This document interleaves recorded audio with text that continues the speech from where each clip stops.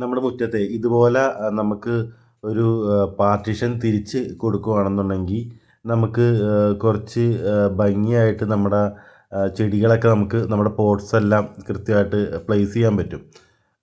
അത് നമുക്ക് കാണാൻ നേരത്തേക്കും നല്ല ഭംഗിയായിട്ട് തോന്നും. കാരണം ഇതിനൊന്നും വലിയ കോസ്റ്റ് വരില്ല.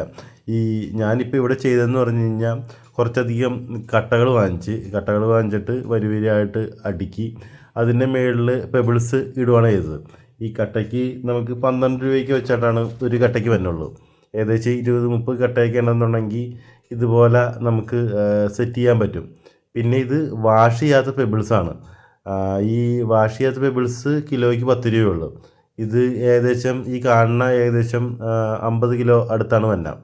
ഈ വാഷ് ചെയ്യാത്ത പെബിൾസ് നമ്മൾ നല്ലോണം വെള്ളം ഒഴിച്ച് നല്ലോണം വാഷ് ചെയ്തിട്ട് കഴിഞ്ഞ് കഴിഞ്ഞാൽ അത് നമുക്ക് വാഷ് ചെയ്ത് കിട്ടുന്ന പോലെ തന്നെയാവും. കാരണം കുറച്ച് നേരം വെള്ളത്തിൽ കുതിർത്തിട്ടിട്ട് വാഷ് ചെയ്ത് ഇട്ടാൽ മതി. കാരണം നമ്മൾ വാഷ് ചെയ്തത് വാങ്ങിക്കുകയാണെന്നുണ്ടെങ്കിൽ നമുക്ക് 30 രൂപയ്ക്ക് അടുത്ത് കിലോയ്ക്ക് വരുന്നുണ്ട്. ഇതാകുമ്പോഴത്തേക്കും 10 രൂപയുള്ളൂ. നമ്മൾ കുറച്ച് പണിപ്പെടണമെന്ന് മാത്രം. കാരണം കുറച്ച് നേരം ഇത് വാഷ് ചെയ്തുകൊണ്ടിരിക്കണമെന്ന് മാത്രം. വാഷ് ചെയ്ത് കഴിഞ്ഞാൽ ഇതെല്ലാം ക്ലിയറായിട്ട് വരും.